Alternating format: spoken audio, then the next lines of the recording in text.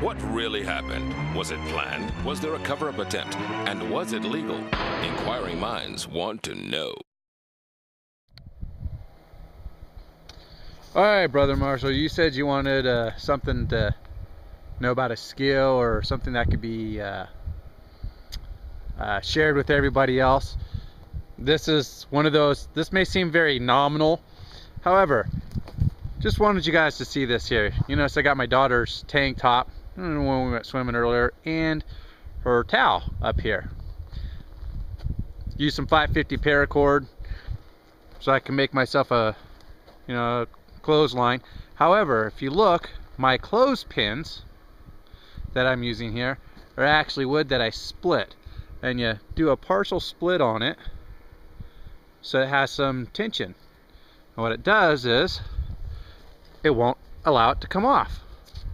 So no matter how hard the wind blows, no matter what it does, it holds, and it holds quite nice and well.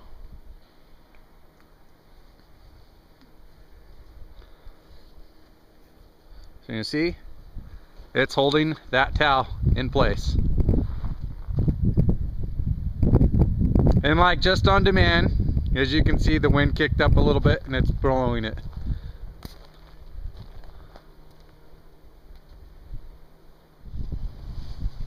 Okay, Brother Marshall, this is for you.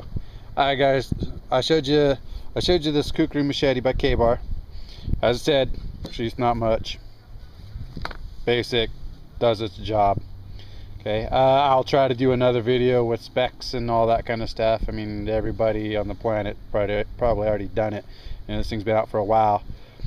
But just playing with it, getting a feel for it, touching it, and messing around with the cold steel, not the Sanmai 3, but the the $20 version. You can buy it a lot of your sporting good places.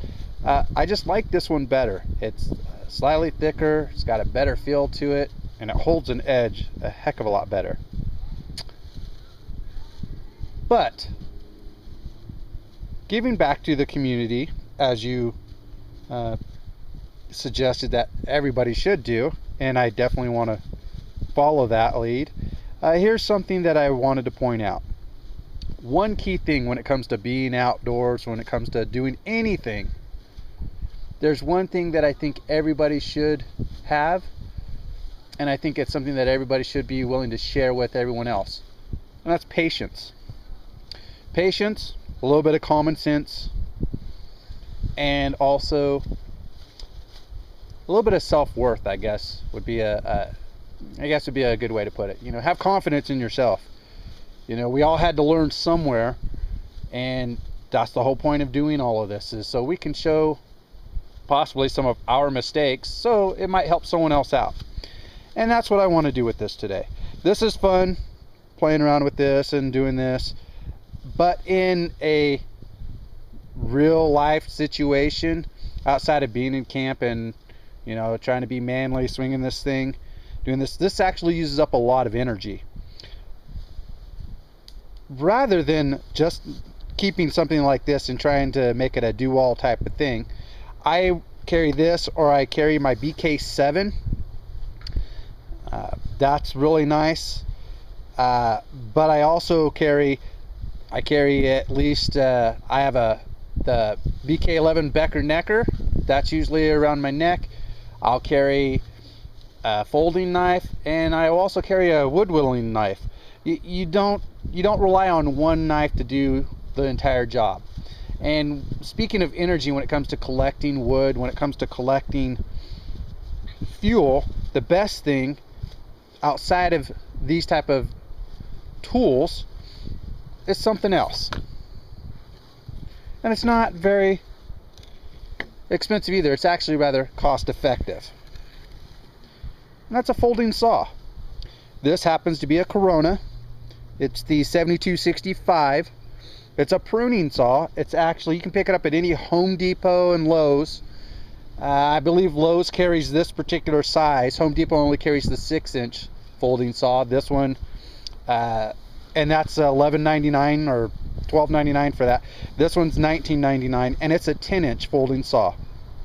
This thing weighs in comparison, weighs maybe a third of the weight. You can stick this in your pocket. And the nice thing is when opening this, you see it's just this lever here. It locks into place. Here's the teeth on it. It works in both directions. It doesn't take a lot of force. It's like anytime you use these type of tools, you let the tool do the work.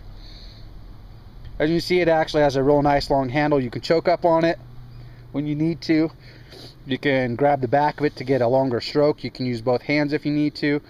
They rate this to being able to cut down between 6 and 8 inch limbs. I've actually used this on a 12-inch limb. A little finagling and figuring it out. You know, you're not going to cut solid through. You got to do partial cut and then go to the other side. However, it is a lot easier to use this without a lot of force, taking your time, and it's much easier to take a break and not expel so much energy. This is one of those things that also, since we constantly talk about tools that have multi-function to them, granted it is a saw and it's designed for one thing, and that is to cut. But unlike a survival knife, a hatchet, an axe, or machete, it's fun to go out in the backyard and play with them. I know you like to do that, Destructo, and I love you for it. But this is one of those type of things where truly does have all those functions. This is something that you can use in camp, you can use to collect, you can use when you're backpacking, or maybe you're stuck out somewhere and you have a bug out bag. Something like this in dire need is definitely, when you're trying to conserve calories, is a better thing to use.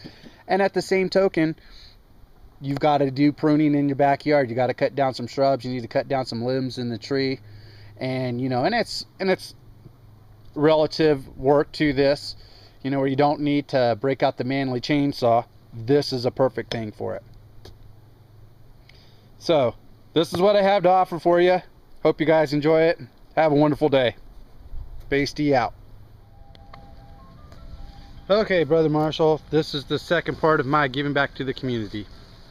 As you can see, I'm at a park. There's my daughter, Sam, and my little boy right there. We try to come to the park at least once a week. And baby, why don't you tell them what you're going to do over here? Well, over here today, I am going to pick up trash to show that my family gives back to the community. Awesome, baby, awesome. As you can see, there's some park benches here. There's a whole bunch of crap that's just left out all over the place. Because people unfortunately don't pick up after themselves. And this kind of stuff here is supposed to be for the kids more so than anything else. So what I like to do is just come through, do a little bit of patrolling, and try to help pick up most of this stuff, make sure there's nothing dangerous like glass or any of that kind of stuff here. And more so than anything, I think this is the biggest way I can give back to the community. And yes, that's why I'm focused on my kids right now, is because I want to instill in both of my kids that, anytime you come out to a place like this, it should always be better when you leave than when you got there. Just like camping, hell, just like life.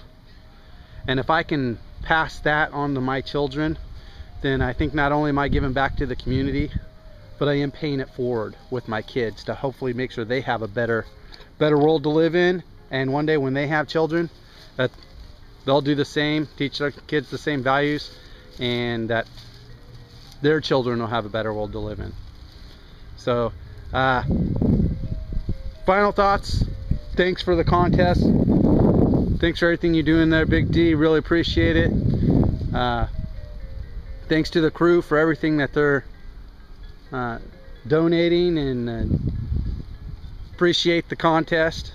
Hope this will be accepted as my entry into this. And from Kid Pasty, the Pasty Princess, and little Mr. Pasty Jr. there, we're out.